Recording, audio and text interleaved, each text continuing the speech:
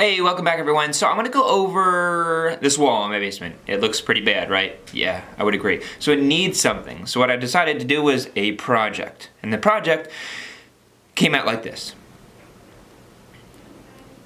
Now, I was very pleased with it. It was like a 1-2 day project. It could have been a 1-day project if I started very early in the morning and then finished late at night, but I had to wait for the LEDs to come, so I couldn't finish it in 1 day. So this is exactly what I did to make these Nanoleaf, well, I would say budget Nanoleaf hexagons for my wall. Alright, so what you want to buy for the actual frame of the hexagons is 1x3s. You can get them at Home Depot or at Lowe's for about $3 a piece.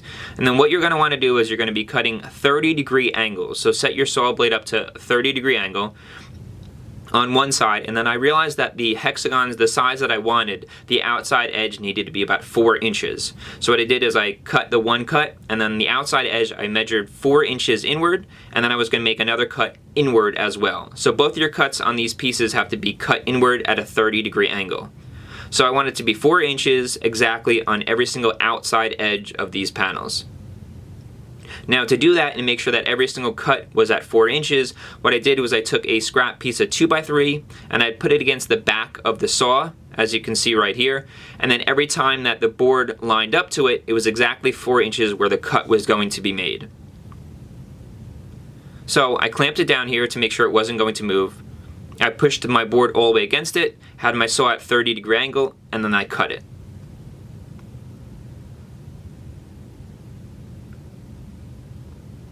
After cutting it, I went to measure it to make sure that it was exactly 4 inches so that I knew every single cut afterwards was going to be exactly 4 inches. Now when you cut it once and then flip the board over. Cut it, flip the board over. This way both cuts are angled inwards on the actual frame pieces that you're cutting right here.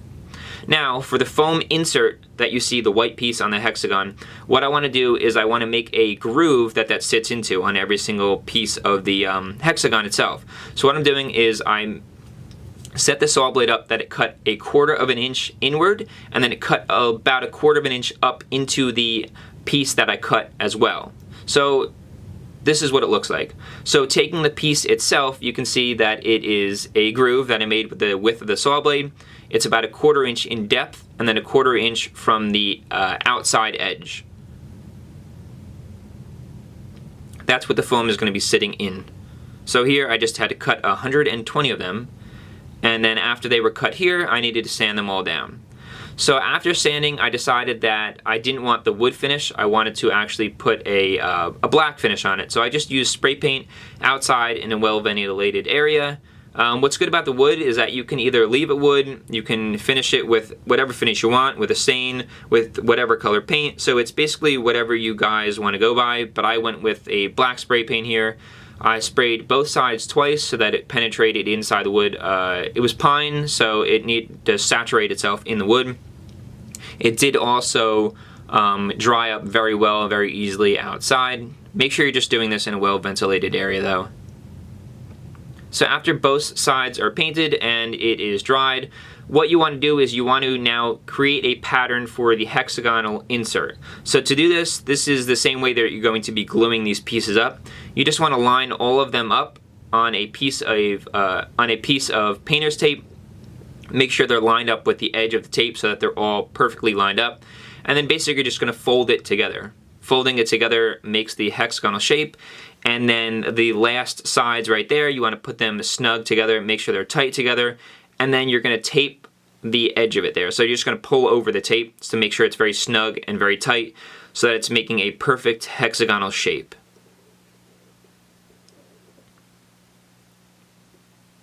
Now, once you have that up, you're going to take just a regular piece of paper, put it underneath, and you're going to trace the inside of the hexagonal shape.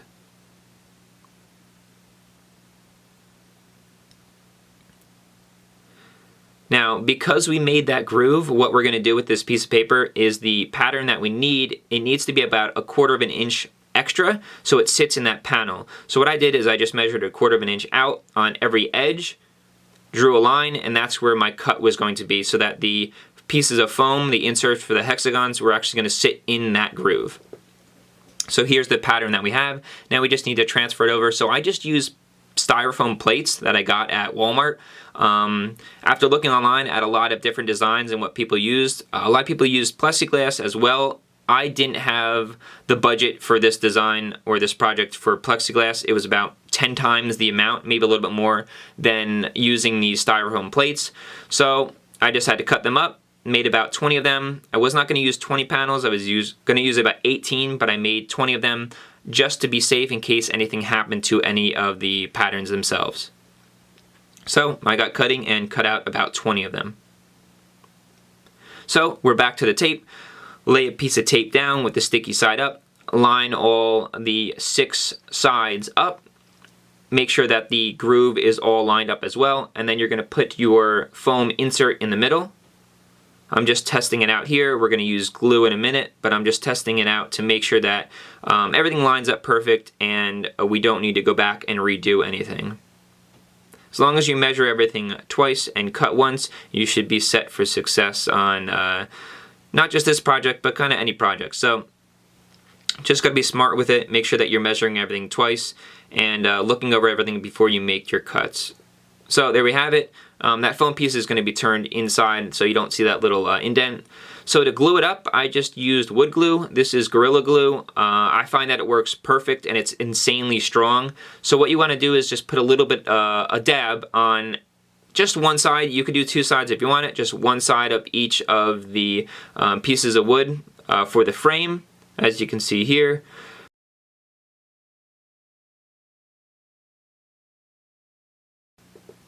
So you want to put the foam insert here in, go one side at a time, make sure that you're not going to break the foam itself or bend it or crack it. You can just use another plate, but just make sure that you're not doing anything or exerting too much pressure. It will fit right in that groove as long as everything is lined up perfectly. So start with one side here, one side at a time, setting it in the groove.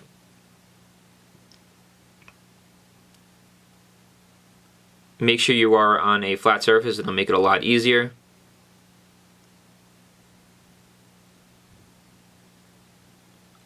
Again here, just take your time so that you're making sure that you're not breaking anything or forcing something that doesn't want to go into the groove.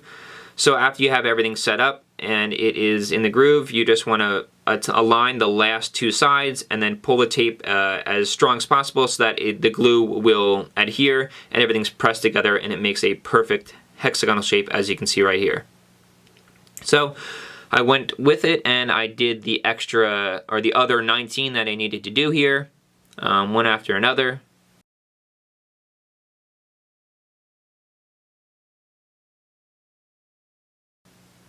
Took a while, but okay.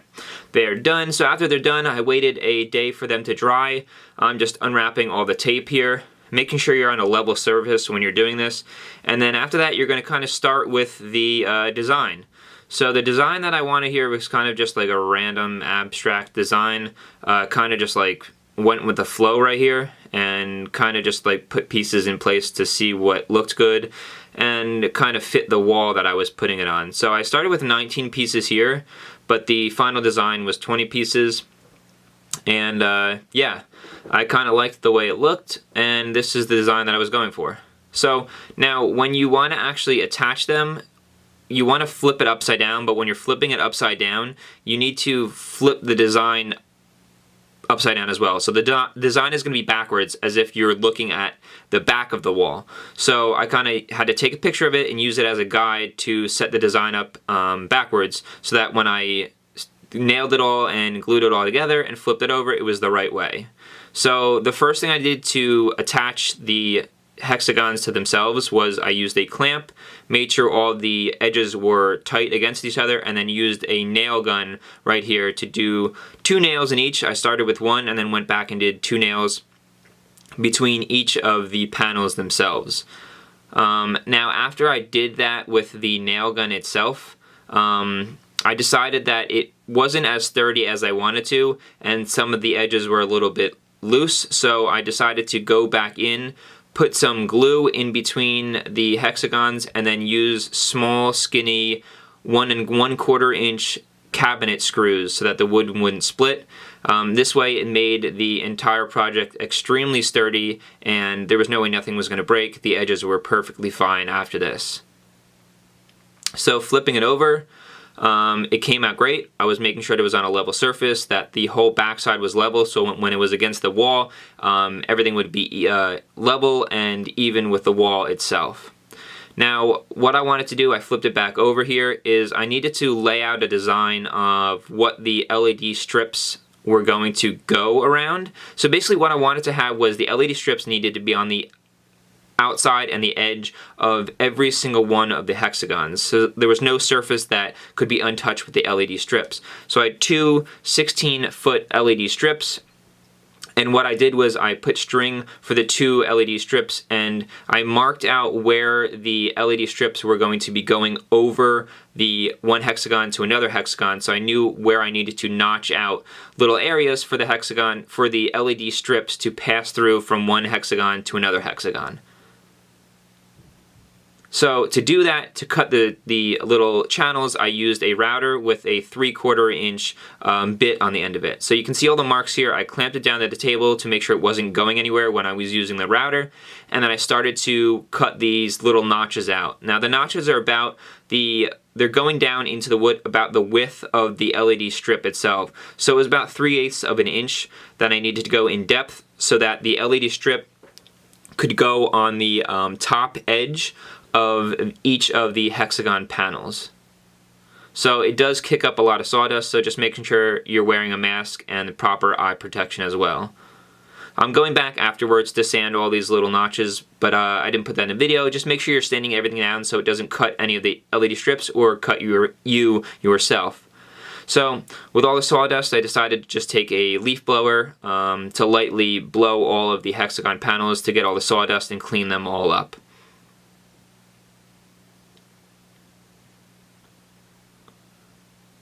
So bringing it back inside, these are the LED strips that I used. I have the description down below. They were perfect for my project. I used them before on other projects around my house, and I haven't had any issue with them at all. So I'm going to start with that panel, and as you can see on the back side of the LED strips, they have 3M tape, so it's very strong, but you want to make sure that you're cleaning the inside edge of your panels as well, so that you're making sure that it sticks as good as possible. So here I'm just going around the outside edge where I had previously mapped with the string itself.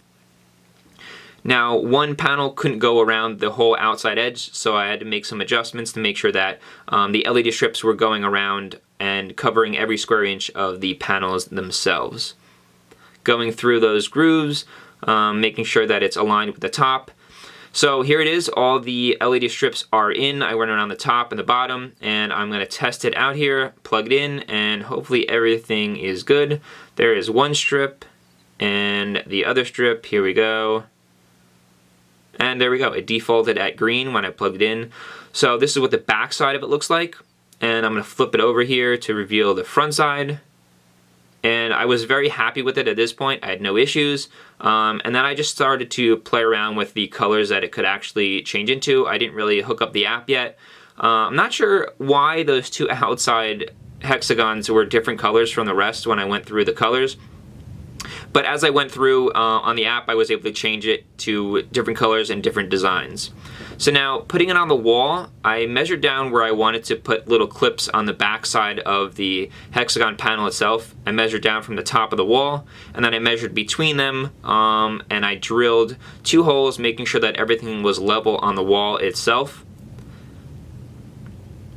So for those 2 holes, I decided to use these drywall anchors and put extra long screws in them. So you want to just hammer those in, lightly screw them into the wall so that they're tight.